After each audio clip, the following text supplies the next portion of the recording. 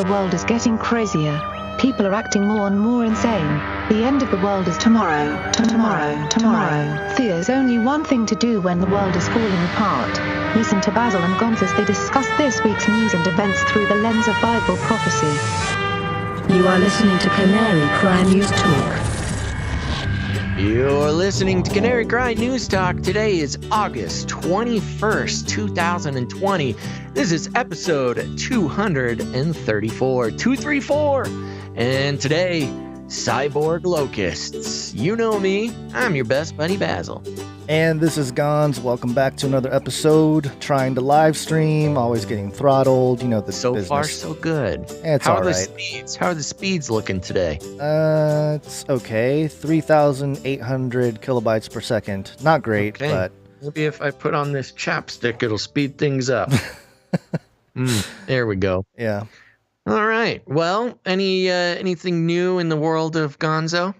I think I pulled a back muscle getting out of the car, and I feel really old. I didn't do anything, no quick movements, nothing. I just turned out of my car and back muscle spasm or something. The old man syndrome. The old man syndrome. Yeah, it's one of those things that made me feel old, and then I look in the mirror and I start seeing the gray hairs, and it's good times. Yeah, that's a good time. Yeah, I was helping a buddy replace a roof on an RV a couple days ago, and Ambitious. the glue, I know. Well, yeah, we got hot. into. It was a lot more than we expected. Yeah, it was hot. It was smoky. We were up there in the sun. It was brutal, and we figured out why a professional RV repair person, charges about $5,000 more than what we put into this one. It was a tough job, and I'm still covered in glue. I can't get this glue off, Gonz. Yeah, I know. So I have this sort of exoskeleton of glue all over my legs and arms. I couldn't get it off. I can't wash it off. I haven't tried any like industrial solvents or anything, but I ended up having to not shave, but clip some arm and leg hair off to get all this glue off of me. just get a razor. Just go for it. Just go full swim team. Yep. Shave the whole body. You can just tell your friends. I was gonna go for some water records. This is to shave off 100th of a second. Learned it from Michael Phelps. No, not yet. But there you go. So I'm just covered in glue. Still smoky out here. Still hot. And it's just the world we live in now. Awesome. Excellent. All right. Well, we have a lot of things to get to. Not a lot of time. Yeah, So it's going to be a start- little bit shorter of a show. Oh, I do want to give a good reason for that, though. We were going to try to get started closer to noon, but there was sort of a personal emergency that came up. So we're getting started a little bit later and a little bit shorter of a show. But we're here. We're making it happen. So let's get right into it, Gonz, with that Flippy update. Flippy update. Do you want fries with that? Okie dokie, everybody. So we're talking about Flippy. If you don't know, Flippy is the colloquial name for the disembodied robot arms that are taking our jobs, enslaving our children, and flirting with our spouses. We use it as a conversation to talk about robots and AI and how they're taking over the world. And we got to keep a close eye on those little rascals. Today, I'm coming at you from digitaltrends.com. And this headline is Facebook's new embodied AI project aims to build a new breed of robots. Oh, great. Yeah. Facebook. Before you start, I forgot to add the extra elements to the jingle, which is The four horsemen of the technopolis. Anytime you see the four horsemen, it's something special. Did you ever have the feeling that you were being watched? There Sorry, we had go. to add That that in feels there. right. Yeah. That feels right. All right. And the article reads, Facebook wants to build an army of robot assistants that can wait on us in all kinds of new ways. Well, kind of. In fact, Facebook AI Research, the artificial intelligence research wing of the social networking titan, is hard at work on developing what it calls embodied AI. That will go way beyond the abilities of present-day voice interfaces like Siri, Alexa, or Google Assistant by carrying out tasks that allow them to operate in a physical environment. While most people think of AI agents as being disembodied chatbots, Facebook AI aims to change this by building systems that can perceive and act in the real world. Quote, "We are still far from these capabilities, but you can imagine scenarios like asking a home robot, can you go check if my laptop is on the desk?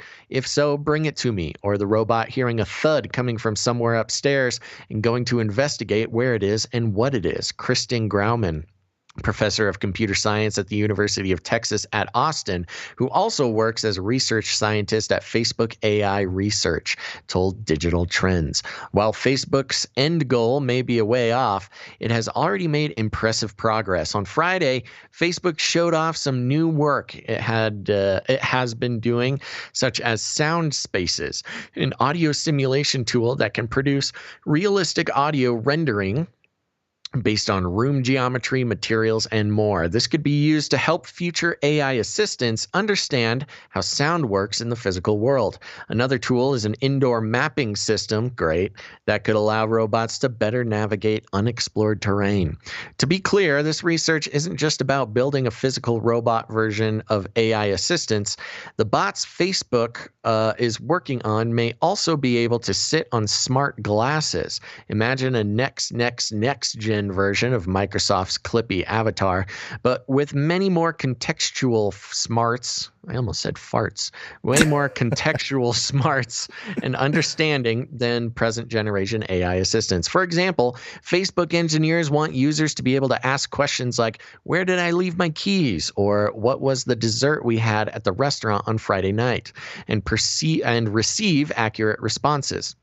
That means researching and developing capabilities for embodied AI agents, such as creating and storing memories, navigating from one place to another, understanding gravity and other reasoning about the world, planning next steps, and decoding dynamic human activities. Facebook isn't necessarily the first company you think of when it comes to AI assistants, but it doesn't presently have one as ubiquitous as those made by Apple, Amazon, or Google. But it and its founder have certainly explored this area before. Back in 2016, CEO Mark Zuckerberg announced that he was building an AI capable of running his home. It seems those ambitions have rubbed off on the other people at Facebook, if they weren't there before, that is. Quote, "Facebook AI is a leader in many of the subfields that embodied AI encompasses, spanning computer vision, language understanding, robotics, reinforcement learning, curiosity, and self-supervision, and more." Dhruv Batra, professor at the Georgia Tech College of Computing and Research scientist at Facebook's AI Research, told Digital Trends, quote, "It's a significant feat to make advances in each of these subfields individually, and combining them in innovative ways enables us to push the field of AI even further." Facebook's collaborators on these various projects include the University of Texas at Austin, University of Illinois, Georgia Tech, and Oregon State. So there you go, Gons. Soon you will have your household assistant robots embodied rolling around your house. And just for good measure, we're going to connect it to Facebook so they can gather up all the possible information they can about your life and use it against you in advertising and other spying ways. This is like Zuckerberg's million eyes in your home, just watching everything. And then you're gonna yell at it, be like, "Zuckerberg, get out of here, you evil person!" And he's gonna go, I am not capable of hatred. The audacity of Mark Zuckerberg, and he's done this over and over, but the audacity of like, yes, we collect all of your information and sell it and use it and sell it to Cambridge Analytica and abuse, all of the information that we gather from your life. But don't worry. We're not going to do that with our team, our army of robots inside your home. It's all going to be fine. Don't ask questions. Is this okay? So is this supposed to help you? I guess if you're remote, if you're in the office and you forgot your coffee cup at home, it's like, oh, robot, AI, Facebook overlord. Did I forget my coffee cup on the counter there? I mean, these examples are so mundane. Or if it's in the other room, get up and go look. You know what I mean? Like, why do you need AI assistance to go get it for you or to see if you actually left it there? I don't know. Because Gons, we have to turn into, the Wall-E, pudgy, squishy humans in floating chairs. We can't be going into the next room to find our own coffee cup. Getting up and walking around. What nonsense is this? This is inhuman. It's a little disturbing, Gons. There's 66 viewers on Twitch. I see 67. Yes. So, okay, good. I was going to say we need some more people to head over to the Twitch channel to get us off that number that we need to watch out for. But there you go. There's your Flippy update. Watch out. Facebook's coming for you in your own home. Excellent. Well, we have a few updates here to get to, and we'll get through them fairly quickly here. We interrupt this broadcast to give you a brief update. By the end of this timely interruption, you will be thoroughly updated. The first update was a headline I saw this morning. 33 is the number of completion of the Great War. And also Burn It All, which I should have ready here, but I don't. So Burn It Yay. All. Of course, California is burning. And the headline here, at least 5 people have died and 33 are injured as major wildfires burn through parts of California. Wow. It was just a matter of time before we got that signal. Yeah, and it's interesting because, of course, every other number mentioned here is rounded, the 5, of course, is, the number dead, but then about 175,000 people, very rounded, have been ordered to evacuate from their homes in Northern California after fires burned through more than 350,000 acres, according to CAL FIRE. 175 structures, including homes, have been destroyed, and around 50,000 more are at risk. The fires come after a heat wave and amid the COVID-19 pandemic. But yeah, 33 injured. There's no reason to even mention that. But yeah, maybe there is a reason. With all the fires and the smoke, they are recommending you stay in your home because the air quality is not great. It's, there's just another reason to not to comply. Yes. Obey. Yeah, obey. Stay in your cage. Stay inside, obey. Yeah. Yeah. We also have an update from something we talked about in the last episode. Drone strikes have saved lives. Can we shoot them down if over our property? Drones. And this is defense1.com. An AI just beat a human F-16 pilot in a dogfight again. In 5 rounds, an artificially intelligent agent showed that it could outshoot other AIs and a human. So what happens next with the AI in air combat? I thought this was about the whole thing we reported on last time, but maybe it's not. But let's double check here. Never-ending saga of machines outperforming humans has a new chapter. An AI algorithm has again beaten a human fighter pilot in a virtual dogfight. The contest was the finale of the U.S. military's Alpha Dogfight Challenge, an effort to demonstrate the feasibility of developing effective, intelligent, autonomous agents capable of defeating adversary aircraft in a dogfight. Last August, DARPA selected 8 teams ranging from large traditional defense contractors like Lockheed Martin to small groups like Heron Systems to compete in a series of trials in November and January. In the final on Thursday, so it is the same one, Heron Systems emerged as the victor against the 7 other teams after 2 days of old-school dogfights going after each other using nose-aimed guns only. Heron then faced off against a human fighter pilot sitting in a simulator and wearing a virtual reality helmet and won 5 rounds to 0. Oh. Yeah. The other winner in Thursday's event was Deep Reinforcement Learning, where an artificial intelligence algorithms get to try out a task in a virtual environment over and over again, sometimes very quickly until they develop something like understanding. Deep Reinforcement plays a key role in Heron Systems' agent, as well as Lockheed Martin's, the second runner-up. And it goes on here a little bit more, but so there you go, Basil. The AI won, and I thought this was happening in real life in the air, but I guess it's just a simulation. I know they try to sneak that in at the very end, so it's much more exciting to think that it's actually happening. But yeah, there you go. AI, they outdid the pilots. How do we know that the AI didn't manipulate the physics within the virtual reality to like take advantage of it? You know what? We don't. We don't know that. Yeah. Nobody could know that. Nobody can know. So there you go.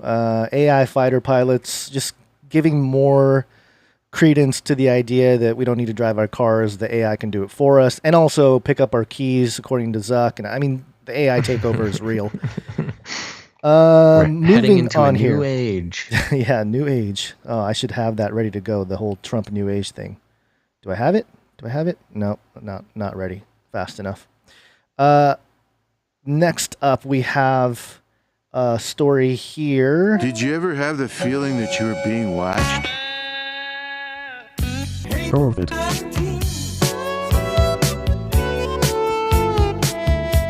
This is NDSMCobserver.com. University to launch surveillance testing Friday. Surveillance testing on the Notre Dame student body will begin Friday, an email from the University COVID-19 Response Unit said Thursday. Can you imagine all these universities having a COVID-19 response unit? I think it's pretty ridiculous. Quote, surveillance testing involves testing a random selection of people from across campus to identify asymptomatic and pre-symptomatic individuals and help avert potential outbreaks before they occur, the email said. If a student is randomly selected to be tested, they will receive a text message the day prior to their appointment informing them of the date and time they should report to the University Testing Center. Once at the UTC, students will be directed in a line specifically marked for surveillance. Afterwards, students are to return to their housing unit and await test results. Students who test positive are required to contact the COVID-19 response unit. Faculty and staff will be included in surveillance testing after the program is launched. So there you go. Anyone going to Notre Dame University there, the Fighting Irish, you guys are all just a bunch of rats, lab rats. I do know somebody who goes there. I should check in with them. You should. You should Get let a him know. boots on the ground report. Yeah. Who was the apologist that was a professor there? I don't know if he's still a professor there, but I don't know. What was his name? Not ringing any bells. Alvin Plantinga, I think was his name. I don't know if he's still there, but there He's you go. A Christian apologist? Yes. It was a very good one, too. Okay. All right, so there you go. Notre Dame, and I'm sure this is, just modeling what's to come to most universities out there. One more quick update here. But as the days of Noah were, so shall also the coming of the Son of Man be. Typo. Uh-oh. This is a fun typo alert because it's not a typo within the article per se. Engadget.com, a typo created a 212-story monolith in Microsoft Flight Simulator. Whoa. The building soars like a Tower of Babel over a quiet Melbourne suburb. Microsoft's latest Flight Simulator entry doesn't do anything small. It's a title that comes on 10 DVDs and allows you to explore the world in almost its entirety. It turns out that scale even extends to its accidental inclusions. Flight Simulator users recently found an unusual landmark, a 212-story monolith towering over an otherwise nondescript suburb in Melbourne, Australia. There's a picture here. It just it looks like it looks pretty ridiculous, actually. But it goes on here. After some sleuthing, the title's community found what had caused the tower to appear in Flight Simulator when developer Asobo Studio built its detailed creation of the globe. They pulled data from the OpenStreetMap, a free map of the world to which anyone can contribute. About a year ago, a user named Nathan Wright 120 added a tag that said this one building in Melbourne had 212 floors instead of 2. Based on their other contribution, it appears the edit was a simple typo, not them trying to mislead anyone. The error was later corrected by another OpenStreetMap contributor, but not before it made its way into Flight Simulator. We've reached out to Microsoft to find out if the company plans to remove the building from Flight Simulator, and we've updated this article, blah, blah, blah. So, yeah, there you go. But pretty funny how this ginormous tower appeared out of nowhere. Appeared out of nowhere, and that they would call it, and Gadget would reference it as soaring like a Tower of Babel in this Engadget article. That's so funny. We got a little note in the chat there that we had a last-minute piece of art come into the email, so you can grab that when you get the chance. It's funny. Everybody's talking about this Microsoft Flight Simulator thing, and of course, it's a little, it's a little disturbing. I don't know, a little hesitation there because, at least in the official story, the 9/11 hijackers had apparently done some training on the version of Microsoft Flight Simulator that existed at the time. I don't know if that was ever redacted or not. That seems like something that they wouldn't want on the books, but that was part of the conversation at the time. But I like to keep an eye on what the young people are doing, what the trends are, the social media memes. And recently, since this Microsoft Flight Simulator came out, there's been a meme going around that I read this morning about the new way to cyberbully people is you fly a plane. So basically Microsoft Flight Simulator, the maps are based on, like Google Maps. So you can actually find your own house on the Flight Simulator. And I guess the new cyberbullying is you fly a plane into somebody's house on the Flight Simulator and you send them a picture of it. It's just pretty threatening, but it's all in good fun. Well, at least it's not. I guess for reals. we've had enough time between 9/11 and now that you can actually make jokes about flying planes into people's houses. That's all I had about that. Fun. Yep. So there you go. Super high tower. Kids, man. The kids, man. Yeah. So, but that's the one thing that's really interesting about just us creating or contributing to the virtual workspace or virtual mirror of the real world. Anything we mistakenly put in there, it's going to replicate, and it's going to be in there. And I just think it's kind of funny. The human error is not eliminated with this process, and with the onset of everything going blockchain, it's going to be even more important that we don't make mistakes, because once it's on the blockchain, you can't change it. And if you have certain information that's a mistake and it's on there forever, you can amend it, Gons. You can amend it. 51% attack. Your blockchain alarmism has no place here. Yeah, you got to take over half the computer network. Okay, I want to give one quick spur of the moment update here. Okay. I do want to let everybody know, in case there's anybody listening who is planning on becoming a producer, the producer list for today is very short. So if you want to come in last minute and bolster that producer list, become a producer for today's show, now's the time to do it. We've got a couple articles before the break. So if you want to become join the short list of producers for today's show, you can head to patreon.com/CCNT. Or you can go to canarycryradio.com/support. Join up, help support the show. It's the only way we keep doing what we're doing. But you got a few minutes. If you're thinking about becoming a producer, today is a great day to do it. And we'll pop those links into the chat in case you need a little shortcut there. Again, that's patreon.com/CCNT or canarycryradio.com/support. Okay, let's jump into our first official story, Gons. Are you ready? I'm ready. Here we go. Space Pope Reptilian. Blockchain.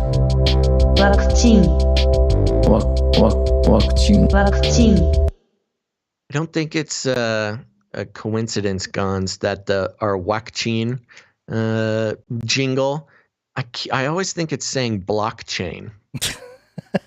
That's your problem, bro. There might be something there. Got blockchain on the brain, I guess. All right, this is coming from Fox10Phoenix.com, a local Fox affiliate down there in Phoenix. And the article is headlined, Pope Francis says, rich can't get priority for vaccine. Poor need help. Okay, let's see what he's got to say about this. Pope Francis on Wednesday. Oh, he froze up. right as he was about to read. Are you still there? Oh. Nope, not working. Oh, fun. Okay, hold on one second here. I'm going to... This has been an ongoing issue, huh? All right, I'm going to go ahead and read the article while I figure out Basil's demise on this episode. I don't know if he's going to realize that he's not on until later. Pope Francis on Wednesday warned against any prospect that rich people would get priority for a coronavirus vaccine. Quote, "The pandemic is a crisis. You don't come out of it the same, either better or worse," Francis said, adding improvised remarks in his planned speech for his weekly public audience. Hold on.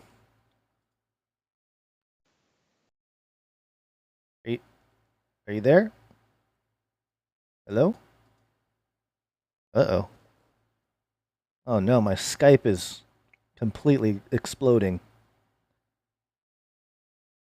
Okay, I'm going to keep reading here, and then we'll see if he comes back in. Quote, "We must come out better from the COVID-19 pandemic," the Pope said. I'm going to try calling him. Hold on. Ringing. You there? There we go. Dude, we have got to upgrade your hardware over there or something. I don't... Yeah, well, yeah, we'll see. Something. I know. Okay, here we go. All right, so I was... you're just going to read the whole thing over again? Because I was already... Where'd you get? I got to the quote where he says, "We must come out better from the COVID-19 pandemic," the Pope said. That's right. After the COVID-19 pandemic, the Pope said the world can't return to normality if normal means social injustice and degradation of the natural environment. Francis said, quote, "How sad it would be for the COVID-19 vaccine priority is given to the richest." The quote continues, "It would be sad if this vaccine were to become the property of this nation or another rather than universal and for all," the pontiff added, without indicating any particular country. He also said it would be scandalous if all the economic assistance in the works, most of it using public funds, ends up reviving industries that don't help the poor or the environment. Quote, "The pandemic has laid bare the difficult situation of the poor and the great inequality that reigns in this world," the Pope said in his speech, "and the virus, while it doesn't take exceptions among persons, has found its path, devastating great inequalities and discrimination," Francis said, adding, "and it has increased them. Throughout the pandemic, many poor who often have jobs that don't allow them to work from home have found themselves less able to shelter from possible contagion during stay-at-home strategies enacted by many nations to reduce the contagion rate. Access to the best health care for the poor is often impossible in many parts of the world." Francis said response to the pandemic must be twofold. On one hand, quote, "It's indispensable to find the cure for such a small but tremendous virus that brings the entire world to its knees. On the other hand, quote, "We must treat a great virus, that of social injustice, of inequality, of opportunity, of being marginalized, and the lack of protection to the weakest," Francis said. Francis has dedicated much of his papacy to highlighting the plight of those living on life's margins, saying societies must put them at the center of their attention. Noting how many are eager to return to normality and resume economic activity, Francis voiced caution, quote, "Sure, but this normality must not include social injustices and degradation of the environment." Quote continues, "Today we have an occasion to build something different. For example, we can grow an economy of integral development of the poor and not of welfare," the Pope said. Interesting. So there you go. Pope coming out. Of course, there's an issue that we've pointed out for a while, especially given the situation of the vaccines, efficacy and safety. Of course, they're going to, give the poor the first round of vaccines because, you got to test if it's safe. You're going to test that on the poor before you test it on the rich. So that's kind of a double-edged sword, with all the testing right now, mostly being done in places of the world that are economically disadvantaged. And, sadly, if the vaccine goes sideways in those situations, the establishment is fine with putting those people at risk. And then even, of course, in that is, the massive testing going on, in Africa specifically, even against the wishes of some of those African countries. This is why Gates gets kicked out of countries, because he tests untested vaccines on poor people. But anyways, there you go. The Pope says the rich cannot be the first ones getting the vaccine. I'm sure that plays in well to the whole plan. I do think it's interesting at the end here, his quote saying, "Today we have an occasion to build something different," of course, talking about some New World Order stuff. "For example, we can grow an economy of integral development of the poor and not of welfare," which was an interesting angle to take for the Pope. This Pope being specifically, politically liberal and gaining a lot of, social justice points with the social justice warriors. But he's talking about, building an economy back that integrates development of the poor and not of welfare, which is, I think, an interesting distinction to make. And also one that I think, of course, the conservative idea being, putting people on welfare doesn't help them in the end. But the Pope talking about here building some sort of system that integrates development of the poor, whatever exactly that means. I'm not even sure exactly, but leaning away from the welfare idea. He better be careful. He might lose some points with his social justice team.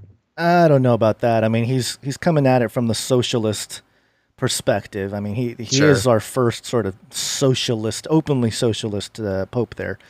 But what I found interesting is that, one of the things that you learn as a follower of Jesus is, taking care of the poor and needy. And it's a, pretty common thing you are taught and are talked about in churches. And, even from a young age, you hear about going to the homeless shelters and doing that whole thing, taking care of the marginalized and all that. I just think it's fascinating how that whole premise is kind of hijacked in this vaccine conversation. Oh, did I lose him again? I think I lost Basil. Okay, hold on. He's calling me back here. I think it's my Skype. My Skype is having problems. Hold on one second. Let me just shut off Skype and turn it back on real quick, which is not happening right now. It's bad when you can't even close programs because they're stuck. Okay, let's see here. Opening it back up. Come on there, Skype. All right, give me a moment here. Apologize for that. Let's see. There he is. Okay.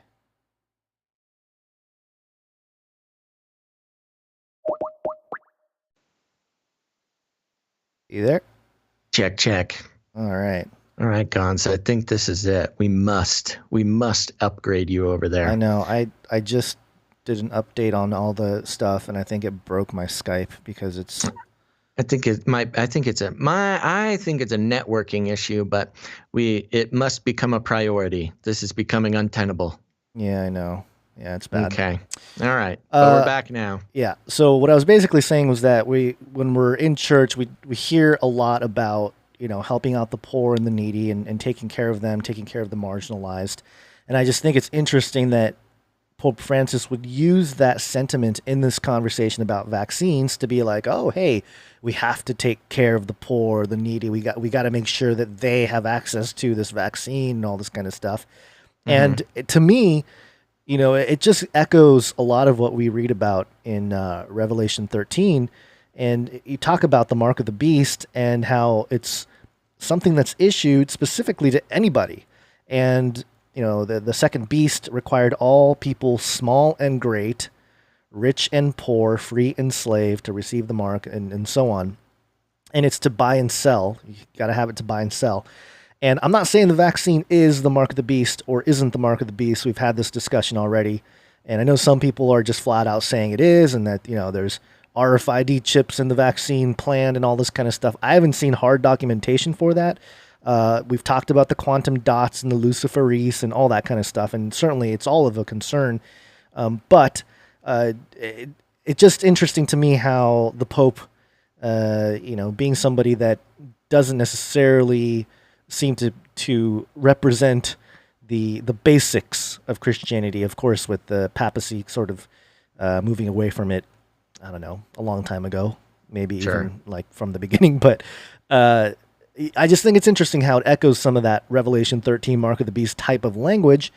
And I don't know, do they just not think that's what it is? Or like, do they just, does the Pope just believe that he's doing this for good?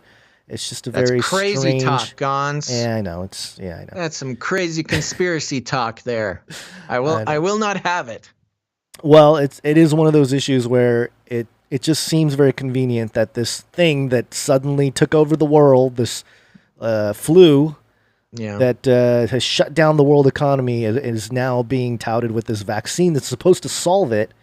Is you got to give it to the poor people. Come on. Yeah. You know what's fascinating about this too is it's really just one big virtue signal. It is. Because if you think about it, I mean, even just on a logical level, use logic, take your emotions out of it. Of course, you want poor people to get a vaccine in the worldview that the vaccine is, what we need. But like, when has there ever been a vaccine that wasn't offered to poor people? I mean, they're the main group of people to pay for a vaccine. You can't make money selling a vaccine just to rich people. It doesn't make any sense. Well, you're cutting out 99. I mean, literally, if you talk about the 1% thing, I mean, if you're in a Western country like the UK and America, just being there, even at the lowest level of poverty, you're still in like the top 4% of wealth in the world.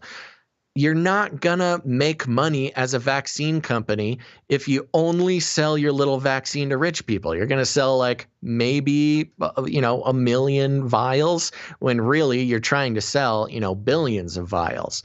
Right. So it doesn't even economically make sense. This is total virtue signaling. Yeah, but a lot of vaccine companies make their money from just issuing it. And a lot of like the flu vaccines, how they hand it out for free, especially like the seasonal one. It's free for everybody. And who's making all that cash? Who's making all that money? It's the big, pharma companies. That's what I'm saying. And especially since we've prepaid, $500 million for these vaccines, there's no reason to say this. Of course, this vaccine is going to be issued, made available to poor people. This is just a silly thing to say. Yeah. And it is sort of, it's almost like making sure that those who have invested in the vaccine will make their money. Yeah, like, exactly. We got to make sure the poor people get it. Wink, wink to the big vaccine companies.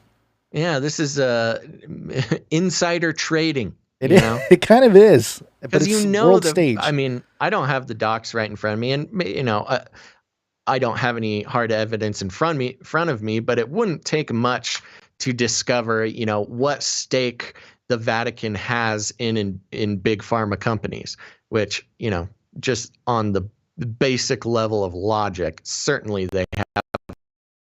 Oh, no.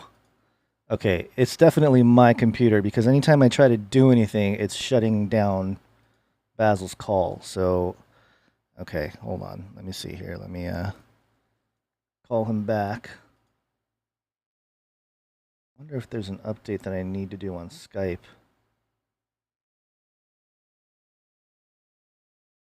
Hang on one second.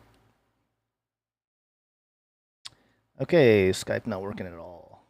Excellent. Can you believe I actually pay Skype like $3 a month or something for this thing to work? And it doesn't quite work. Oh. You there? Yeah, it's kind of fun. Now I can, when I realize that our Skype is disconnected, I can just tune in and watch the Twitch and see how you handle it. Yeah, I'm pretty sure it's my side too, because anytime I click on anything internet related, it just shuts down Skype, and it's shutting down the sounds call. like it. We need to get you some bigger pipes over there. Or something. If not, I'm still convinced it's your network, but it's okay. We'll figure it out. Yeah, we'll see. All right. Well, should we move on to the next story? Yes, let's do it. This is going to be. Are you ready to become cyborg? And the Beast system, which I thought I had ready. I'm really not doing well today on my jingles. It's a hard day. Speaking of the Beast system, Beast system. This is futury.org. Headline: Cyborg locusts could sniff out bombs. Ooh. Yeah. It says here, in a new study, they found locusts can quickly discriminate between different explosives smells. Oy, I think they could have written that better. If you want to enhance a locust to be used as a bomb-sniffing bug, however, there are a few technical challenges that need solving before sending it into the field. Is there some way to direct the locust to tell it where to go to do? Actually says that in parentheses yet. Great. Is there a way to read the brain of these cyborg bugs to know what they're smelling? Research has demonstrated both the ability to control the locusts and the ability to read their brains, so to speak, to discern what it is they are smelling. And now, thanks to new research, the third question has been settled. The answer again is yes.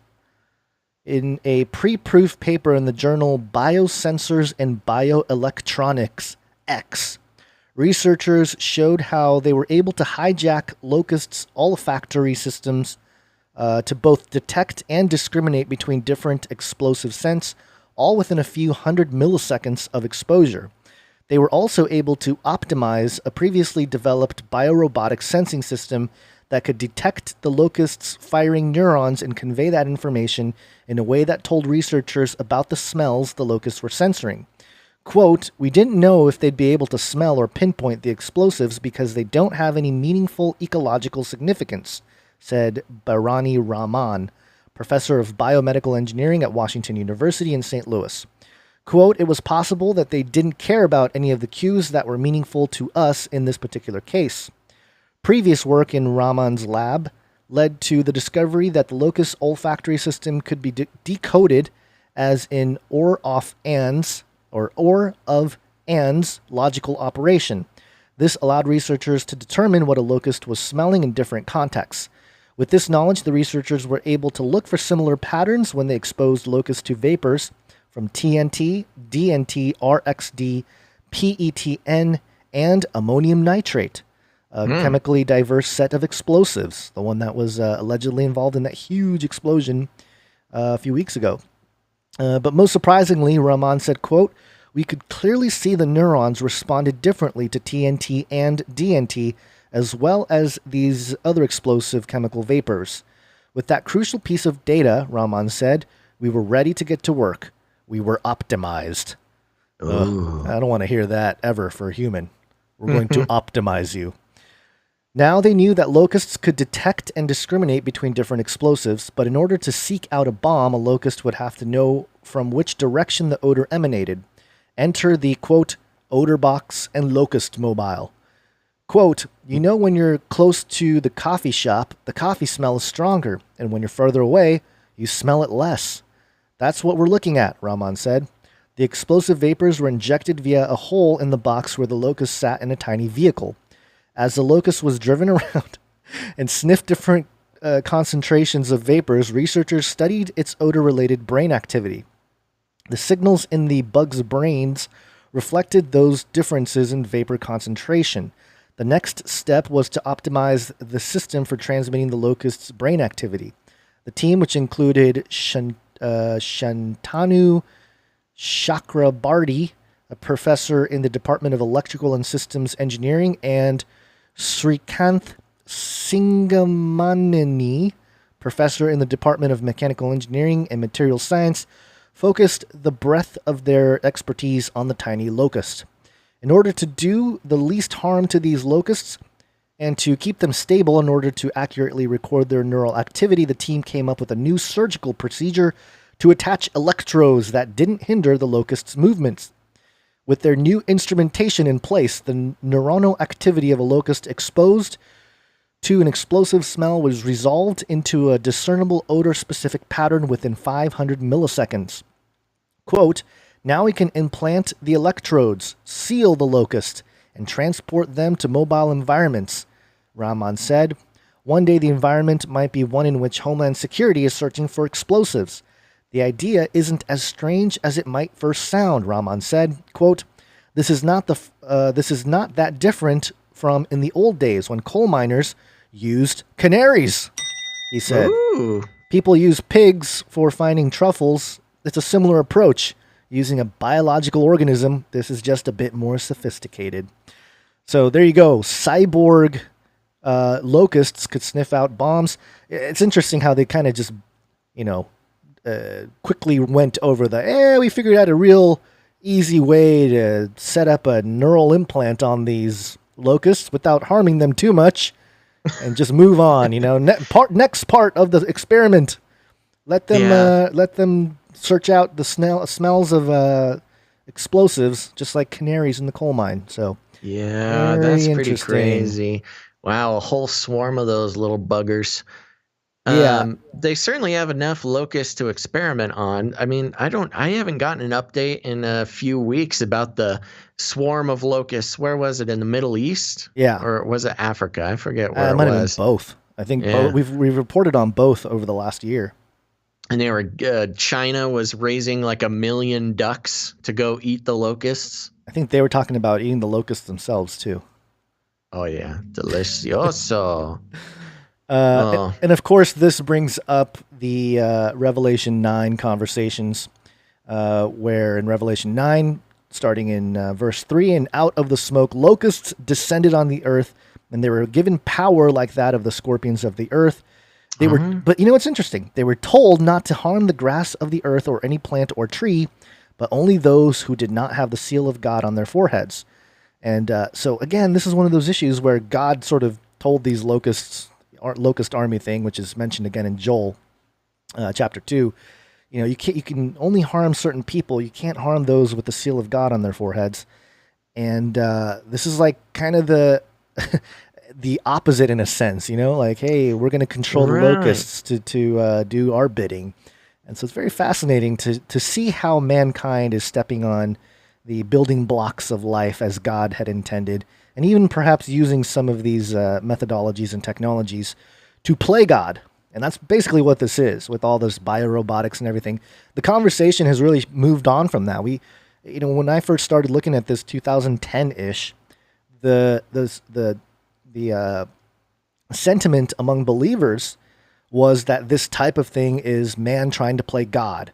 And that was brought up a lot and mentioned a lot. And now it's just kind of like we kind of moved on from that idea. I think people still think that, but we don't say it as much. We're just kind of like, what's the next thing they're doing with the biorobot, mechanical, whatever.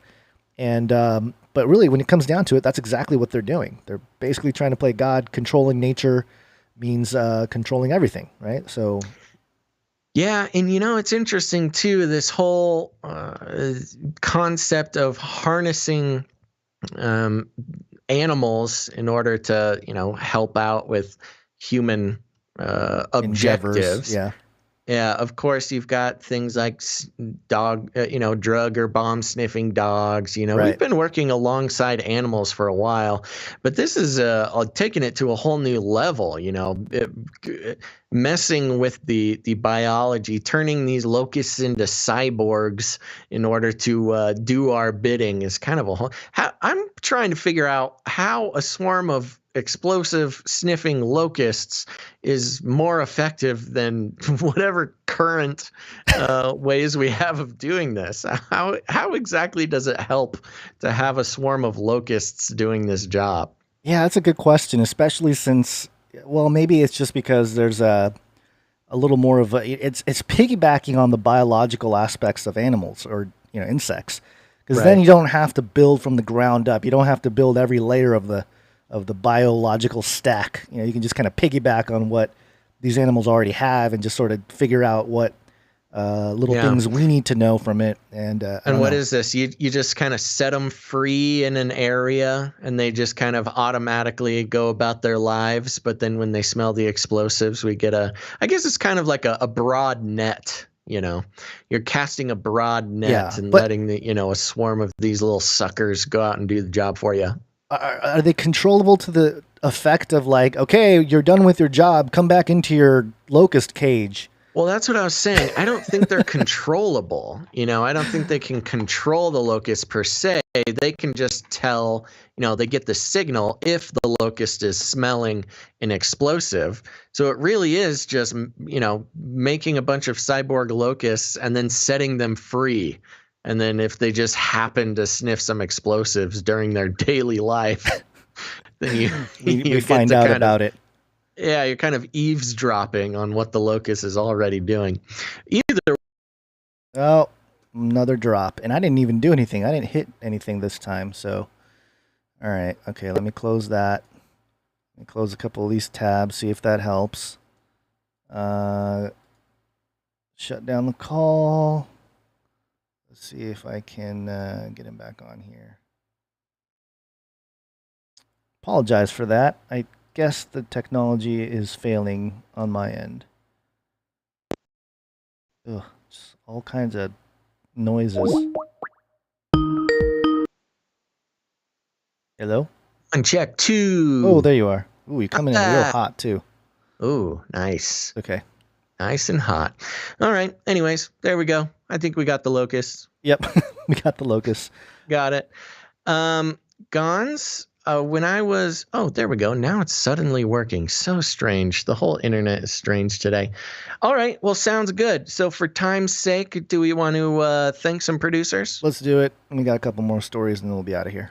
That's right. Okay, so don't go anywhere, anybody. We are going to take a quick break, thank some producers, and then we got some more stories after the break that you are not going to want to miss. We got a CRISPR update.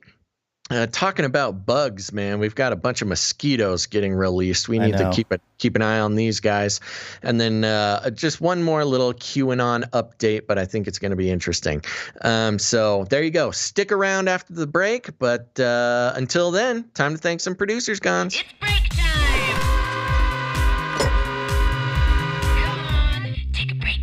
Come on, take a break. Okie dokie. Well, I do got to say, I'm glad I mentioned something at the top of the show. We had a very short list of producers for today, but many of you heeded the call. So we have a little bit longer of a producer list today, which we are very happy about. Now, if you don't know what we're talking about, here's the thing. We work on the value for value model, which means we create the show, we put it out there, we do as good of a job as we can, and we do it as consistently as we possibly can. And if you guys get any value out of the show whatsoever, you have the opportunity to put value back in. It's a nice little ecosystem keeping the show going, and really it's like we're a nice little tribe of people who are seeking out the truth. And the reason we do it this way is because a lot of media producers, content producers, whatever you want to do, the holy grail of podcasting especially used to be advertising. And if you could advertise on your show, you really made it. But here's the problem. The advertising model is responsible for a lot of the nastiness that we see in the world. Sensationalism, alarmism, fake news. I mean, even down to the mainstream media. They got to sell ads, they got big pharma companies to keep happy. And the problem is when you're a podcaster and you start taking advertising dollars, you are then pressured to become brand safe, which means not talking about certain things, focusing on other things that might not be as important, and trying to keep the advertisers happy because they sign your paychecks. And so that takes away a little bit of the integrity. It makes sustaining integrity a little difficult, but it also encourages podcasters like us to see our listeners, our audience, as a commodity to be sold to advertisers for our own personal gain. And that's just not cool. We just decided a long time ago, we don't want to think of you, dear listeners, as dollar signs that we get to, just sell your trust and your attention for our own personal gain. So we do the value for value model, which means you get the opportunity to come in, support the show financially, as well as a bunch of other ways. And because of that, this is the real world. If you help pay for a piece of media, you are now a producer, not just a donor. So we appreciate that very much. And we are here to thank some producers. First of all, patreon.com/CCNT for Canary Cry News Talk. It's the easiest way to go ahead and support us. And Gons, we've got one new producer over here on patreon.com/CCNT, and they are I Question Everything 97. So thank you very much. Thank you very much. I Question Everything 97. You are in the right place. Now let me hop over to patreon.com/Canary Cry Radio, an alternate Patreon account for us here. And yes, we've got one producer over there, patreon.com/Canary Cry Radio, and that is David. Thank you very much, David. You guys are the best. Now, remember, Patreon is a great way to support us. But if you don't like Patreon, a lot of people don't. That's okay. They've had some problems in the past. We also have canarycryradio.com/support. canarycryradio.com/support. That's right. canarycryradio.com/support. We've got PayPal options over there. You can do a monthly recurring producership, or if commitment's not your thing, you can go ahead and do a one-time support in any amount. There's also cryptocurrency and all sorts of fun ways to support the show. Gons, I know we had a couple people come in over the show, but who do we got supporting over at canarycryradio.com/support? Well, I have a couple written down, but I'm refreshing the PayPal here, and it is not coming in quite. Oh, there it is. Okay, so we have coming in from the top of the show here. We have Justin coming in. Thank you, Justin. Thank you, Justin. And we also have Charlene coming in at $33. Ooh, producer Charlene, thank you very much. Reclaim 33. And also, we have a new recurring supporter, Mitch. So thank you, Mitch. Thank you, Mitch. And we also have John coming in with John. another $33 producer John. Producer support. So thank you for everybody.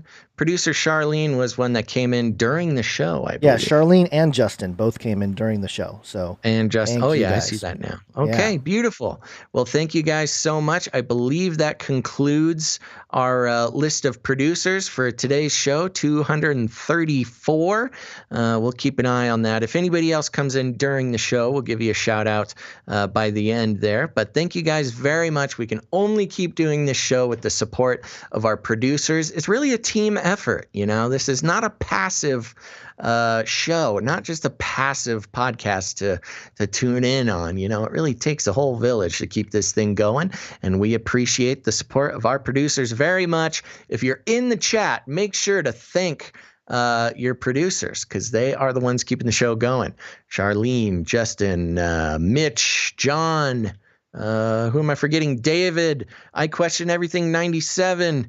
I think that's everybody. Yeah. Okay. Well, thank you so much. Now, remember, you can also become a producer of the show by, creating content. And the content is we've got many talented artists who create show-themed art that we'll show here in a second. Also, jingles We play a lot of jingles on this show, and many of them are created by producers of the show. And songs at the end of the show. We have the Canary Cry mixtape with a lot of great show-related songs that you can hear at the end of the show. Gons, do we have any new creative works coming in from producers? No jingles coming in, but we do have one from Allie. One art, please. Okie dokie. What do you got? And today, this came in right during the show, so the one you were talking about. Mm-hmm. And it's I forgot the name of it here. It was labeled in the email from, if you can pull that up. Everything is slow on my computer, so. Yeah, I'll pull it up here.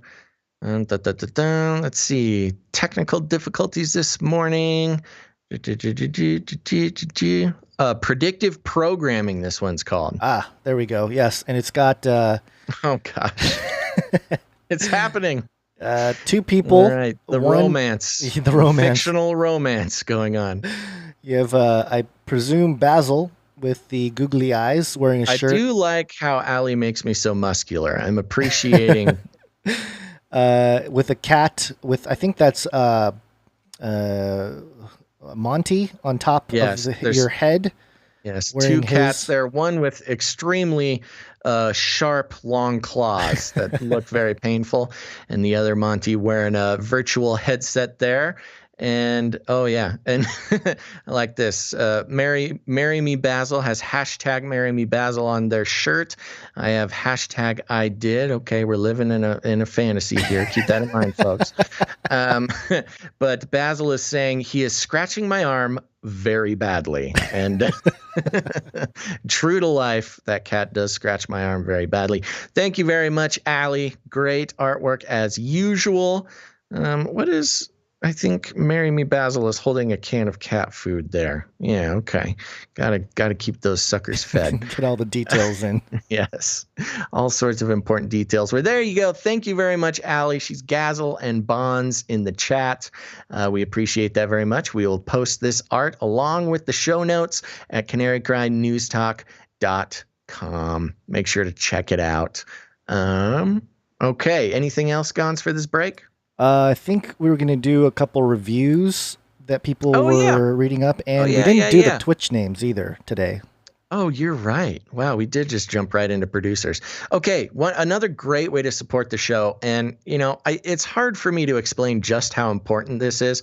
There are algorithms that suggest our show to people who have never heard it before, and those algorithms are almost exclusively based off of ratings and reviews by you, dear listeners. So we ask that as often as possible, you, the listeners, can leave ratings and reviews. Most helpful on Apple Podcasts or Stitcher or any of those podcast platforms. Rate it. That's a number of stars and reviews. Leaving a little paragraph there. And we got one from Joyful One, who says 2 thumbs up. Canaries were used in mines to detect when high levels of toxic gases were present. This was a warning to all and saved many human lives at the cost of the Canaries. Basil and Gons are 2 friends willing to put aside their chance at being bazillionaires. That's true. So we fellow Canarians can live fat and sassy. There you go. Well, thank you very much, Joyful One. We also had another one coming from... There's that was not finished. Live fat and sassy. Thank you to the dynamic duo of podcasting. Keep up the good work. Soon you will be hearing, quote, "Well done, good and faithful servant." Well, thank you very much, Joyful One. We appreciate that, and that was a 5-star review. We've got another one from Tom Bombadil, 1984. 5 stars, says, "Great show. I love the show. I really like the way you guys talk about the current events and news from a Christian truther point of view. My favorite jingle is It Will Kill. It will kill." Nice. I loved that show when I had cable. So very good. Thank you very much, Tom Bombadil, 1984. And hopefully those reviews will spur some algorithms to share the show some more. We have no control over that. That is all you guys, listeners. So if you can, take a second, search out Canary Cry News Talk on Apple Podcasts or anywhere. It'll let you leave a rating and a review. And please do that. It is extremely helpful. All right. And then lastly, we're kind of doing it backwards today, but that's okay. I want to thank some of our new Twitch followers. It's very helpful. Also, when you guys follow us on Twitch, it's helpful when you follow us anywhere. But Twitch specifically, we're trying to get those numbers up. And Gons, you got your dinger ready? Yep, ready to go. Okay. Here we go. Some new followers. Ugly Ohio. Thank you very much. This one's great. This one came in. This person was on top of the ball this show. New Twitch user, Basil's Glue Exoskeleton. Wow. Fast on the uptake on that one. Thank you, Basil's Glue Exoskeleton. Then we have Ginger Lopez. Thank you very much. Q2V8A9I9. Thank you. I'm trying to figure out if that spells something. I'm just too slow right now. I can't figure it out. But thank you for the follow. Judy Forfed. Uh-oh. Is it Judy for the Feds? Uh-oh. Watch out, Judy. We got Scamp70. Guy Glass. Don't push him. Nuglets. Luar. Seedy Nose. Gummy Farrell. Walmark Zuckerberg. That's good. And I'm having a hard time remembering where we stopped last time. Be Happies. And I think that's it. That's all of our new Twitch followers. Thank you very, very much for following on Twitch. You guys are the best. Ooh, I hear a cat trying to break into this room. Yeah, I locked her out of the office for this show, thinking I'll hopefully don't get scratched. She doesn't sound happy. Yeah, she might pick the lock and find her way in. But thank you to all of our producers, all of our artists, and all of our followers. You guys are the best. Gons, I think it's time to wake up. Real quickly, That Night Wind, continued thank you for hitting the timestamps. Appreciate it. Thank you very much, That Night Wind. Yes, it's wake up time. Hey, yo, wake up. Wake on up. Wake okay, Gons, what do you think? You want to do this one or me? You can do it as long as I can hit the jingle, which, hold on, loading. Ah, here we go. Yes, this is a CRISPR story. CRISPR. Cas9. Okie dokie, here we are. We're talking over at theweek.co.uk. The article is titled 750 million genetically modified mosquitoes to be released in Florida Keys. We've been kind of following this GMO bug, specifically mosquito project. It's been going on for a few years, but let's catch up with the story here. More than 750 million genetically modified mosquitoes will take wing over the Florida Keys after the U.S. government approved plans to start releasing them into the wild next year. This is not the time. 2020 is not the year to do it. I guess they're set to go next year, so they must be pretty confident that things will settle down. But yeah, we already got COVID, we already got locusts and fires and race wars and an election, all this nastiness. We do not need to be releasing genetically modified mosquitoes. Wait for it to settle Why down. not? Okay. Why not? Yeah. Why not? Let's get into it. Quote, British-based firm Oxitec, great, has designed the project to test whether the altered mosquitoes are viable alternative to pesticides. Why is this British-based firm testing their mutant mosquitoes in Florida? Test them on your own dang island, man. Sky News reports, the aim is to control and prevent the spread of diseases, including Zika and dengue. The modified mosquitoes, all of which are male, produce female offspring which never leave the larval stage. A protein carried by their DNA means they die before growing large enough to bite. Quote, only female mosquitoes bite for blood, which they require to mature their eggs, explains Te London Evening Standard. Quote, that's a typo alert. I don't know if you got that ready. Is that a typo alert? Yeah, it says explains Te London Evening Standard. It should be the London Evening. Yeah. Typo. Gotcha, theweek.co.uk. Quote, males, by comparison, feed only on nectar and are therefore not a carrier for disease. Oxytec Chief Executive Gray Franzen said the plan was the result of groundbreaking work carried out by hundreds of passionate people over more than a decade in multiple countries, all of whom want to protect communities. Yet, some have questioned whether the trial, the first of its kind, is safe. Quote, with all the urgent crises facing our nation in the state of Florida, the COVID-19 pandemic, racial injustice, climate change, the administration investment, and Center for Food Safety told CNN. JD, we are on the same page, JD Hansen. Glad. I feel a little less crazy now that J.D. Hansen agrees with me. Scientists first genetically altered an animal almost half a century ago when foreign DNA was introduced to a mouse embryo in 1974. However, the development of gene editing technique called CRISPR has rapidly expanded human ability to make such modifications. Then the article starts explaining CRISPR and things like that. So those of you who, just a brief recap for those who are maybe new to the show or don't know much about CRISPR. CRISPR is a gene editing technology which uses these little crawling proteins that crawl up and down the DNA and snip out pieces and are able to put in new pieces there. Very interesting technology. If anything is an alien technology, it's CRISPR.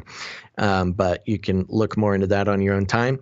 Its disadvantages, the technique raises a host of both practical and ethical dilemmas, blah, blah, blah. They end the last half of the article with a CRISPR overview. But there you go, Gons. Jurassic Park-like experiment in the worst possible time. And we reported on the light beam, like laser beam CRISPR technology that we only have seen once.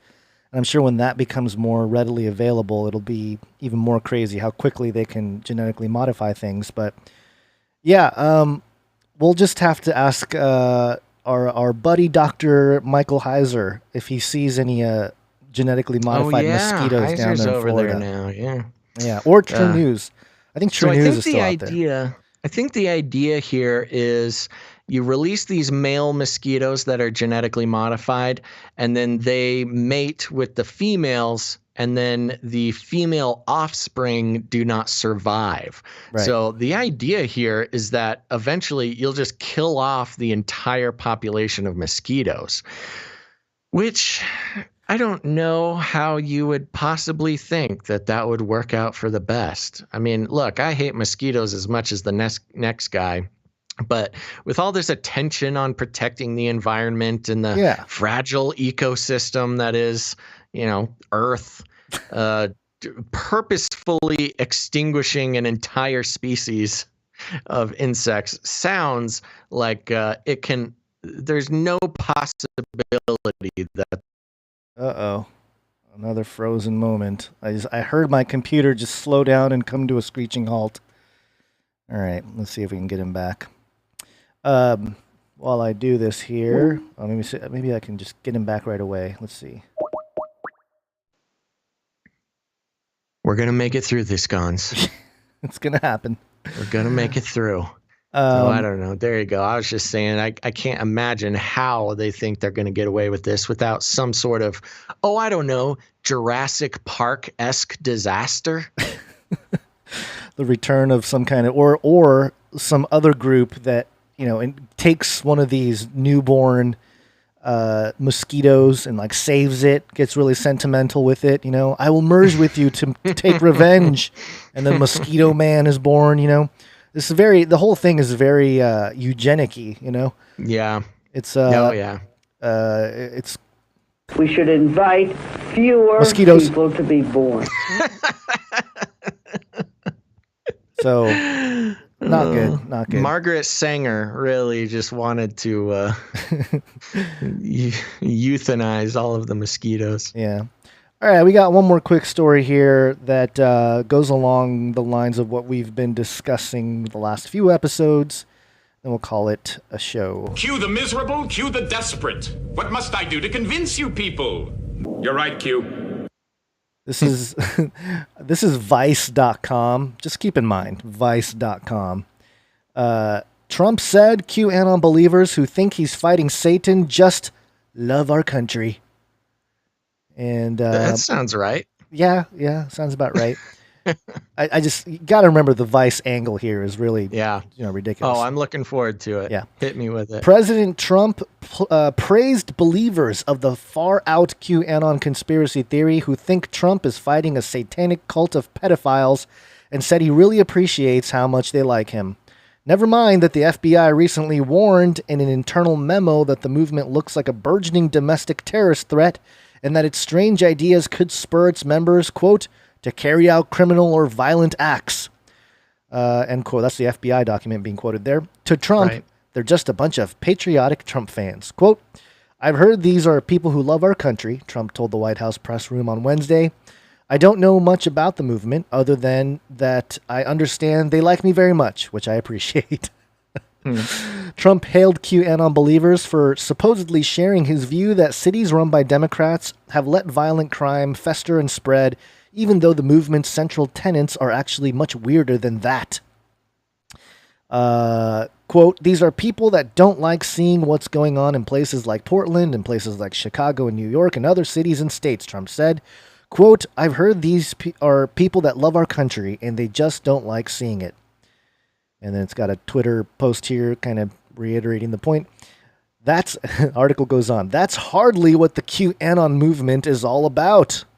The patchwork theory encompasses a bizarre universe of outlandish beliefs. But generally speaking, they believe Trump is battling a shadowy cabal of entrenched politicians who traffic children for occult and sexual purposes. Trump was pressed for his view of that idea on Wednesday by a reporter who asked him about the notion that he might be, quote, secretly saving the world from this satanic cult of pedophiles and cannibals. Trump was non-committal. In fact, he used words that could easily be interpreted by QAnon believers as a sign of support for their cause. And it has the quote here, quote, well, I haven't heard that, Trump said, but is that supposed to be a bad thing or a good thing? I know. I love that. You listen to the clip. We're not going to play the clip here, but they're like, what do you think about them thinking that you're saving the world from pedophiles and cannibals? He's like, is that supposed to be a bad thing? I don't understand. Yeah, I mean. Yeah, he goes on, if I can help save the world from problems, I'm willing to do it. I'm willing to put myself out there, and we are actually, we're saving the world from a radical left philosophy that will destroy this country. And when this country is gone, the rest of the world would follow. I didn't really like when he said that. And when this country is gone, almost like it's a foregone conclusion. Yeah, when this country is gone. Yeah, what do you mean gone? What are you talking about, Trump?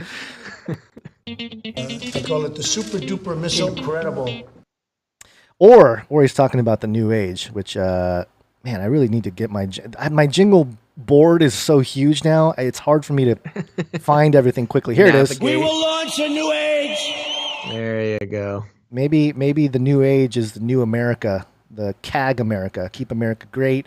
But anyway, yeah, I thought it was interesting that, this post by Vice is actually fairly short. It's kind of brief because how do you go against, because if you say too much in this situation, you're actually going to start, turning people off, or even like the Vice followers would be like, so wait, you guys are for the pedophiles and the cannibals, or like, what's going on here? Why are you, because it could backfire on them. So I think they try to keep it brief and try to make it like, oh, look at Trump. He's non-committal. And also he's crazy. I've heard people say that this is similar to the good people on both sides argument about, the white nationalists and all that.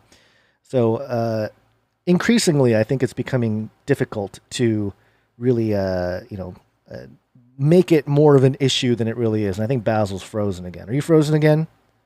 Yeah, he's frozen again. Hold on. Let me bring him back here. This is just a horrific situation with the Skype. Hopefully I can get it worked out by next week in the next show here. Clicking buttons, not doing anything. There we go.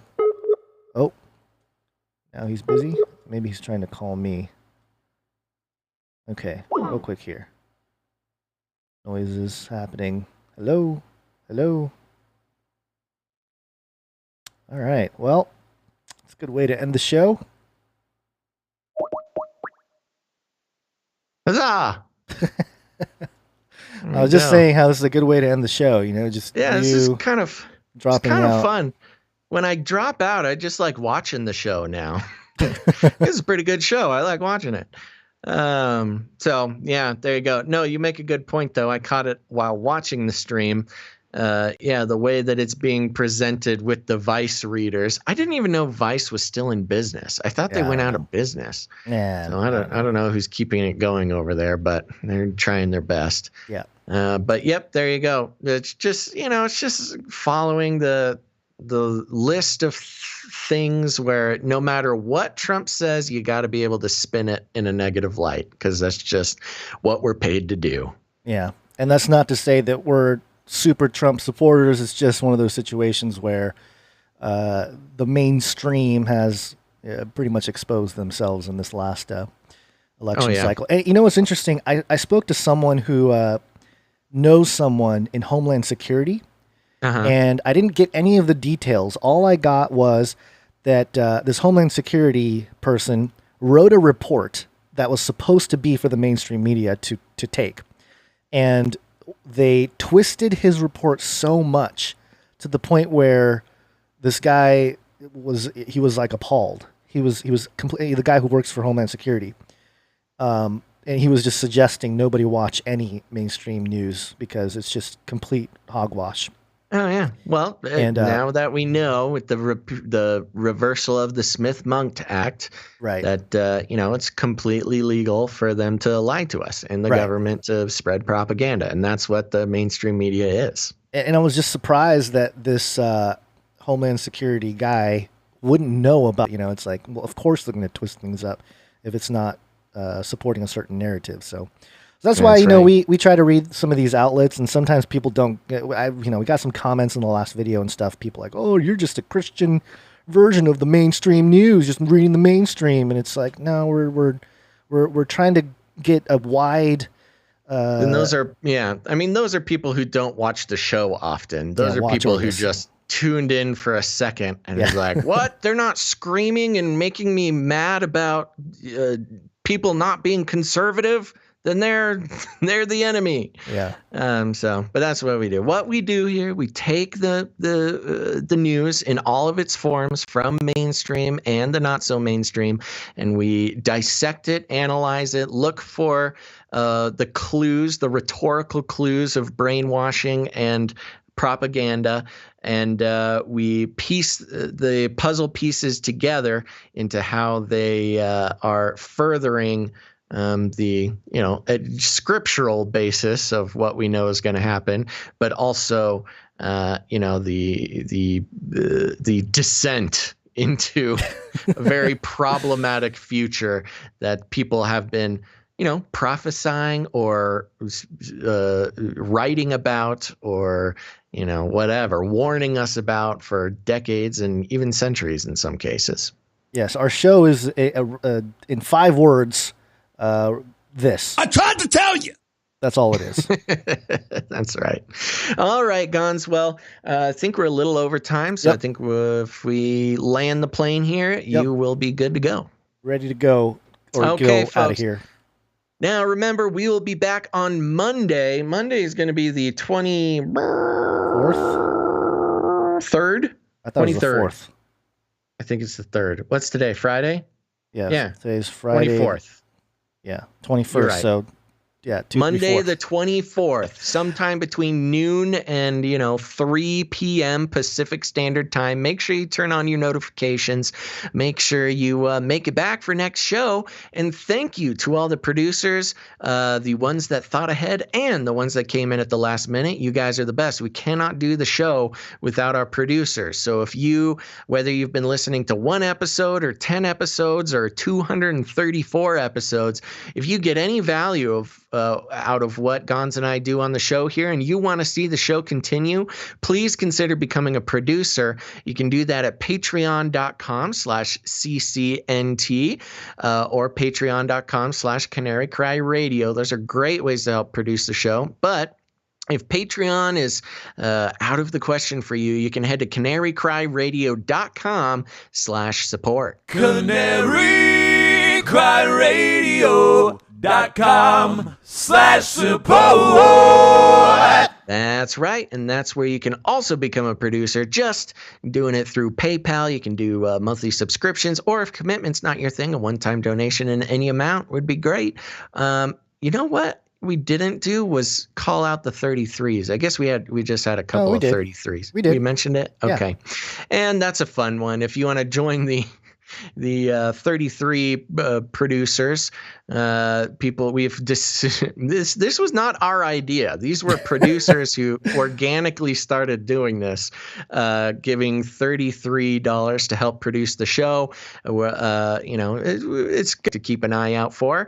And some producers are trying to reclaim the number, or just mock the elites by supporting us in the amount of $33. And if you want to do that, we'll give you a shout out on the next show. So thank you very much. And remember, we need more art. We need more jingles. Producers, you can become a producer in many different ways.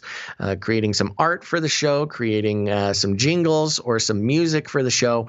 It all makes it onto the show, and we appreciate it very much. And remember, I want to be reading some more reviews, ratings and reviews.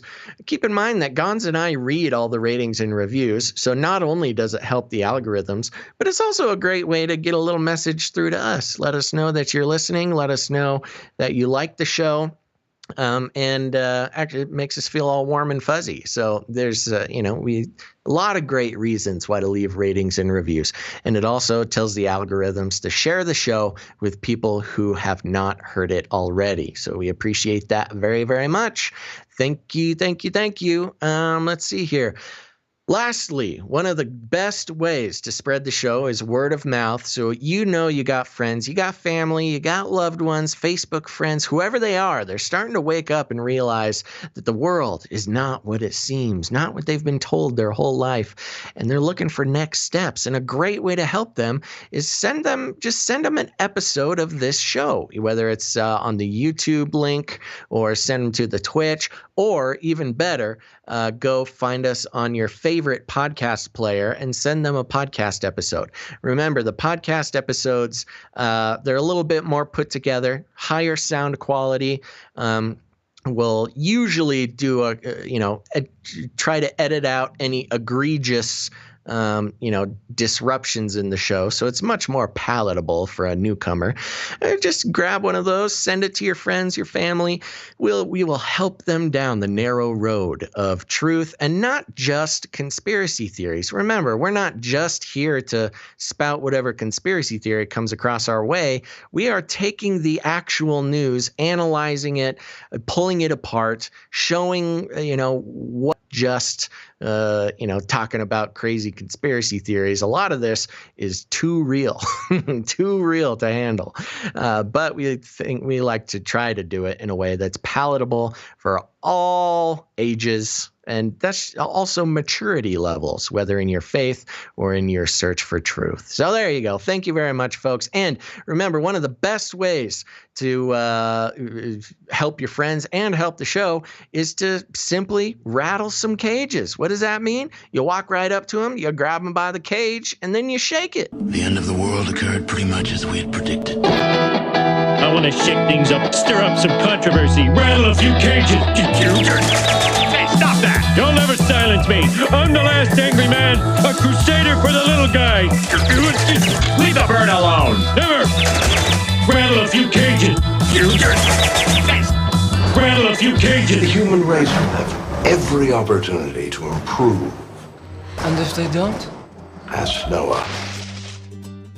That's right. Just Ask Noah. And good news, everybody. We were rattling cages over here on Twitch. We stayed at number 3 on the talk show and podcast category the entire show. So that's great. And that's, again, thanks to our viewers. Wow, we're still there, too. So that's when it was a good day, Guns. We made it through, buddy. Yep. Hopefully we'll won't have any drop issues coming up next week. We're going to be working fervently to fix the networking issues. Okay, everybody, thank you so much for listening to this episode of Canary Cry News Talk. Make sure to tune again next time.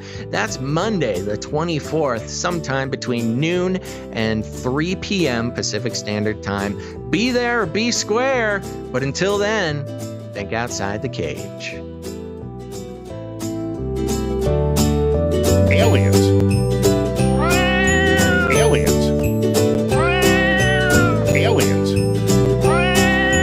It will kill. I'll keep you warm and safe in my people's zoo. Look it up. You can't handle the truth.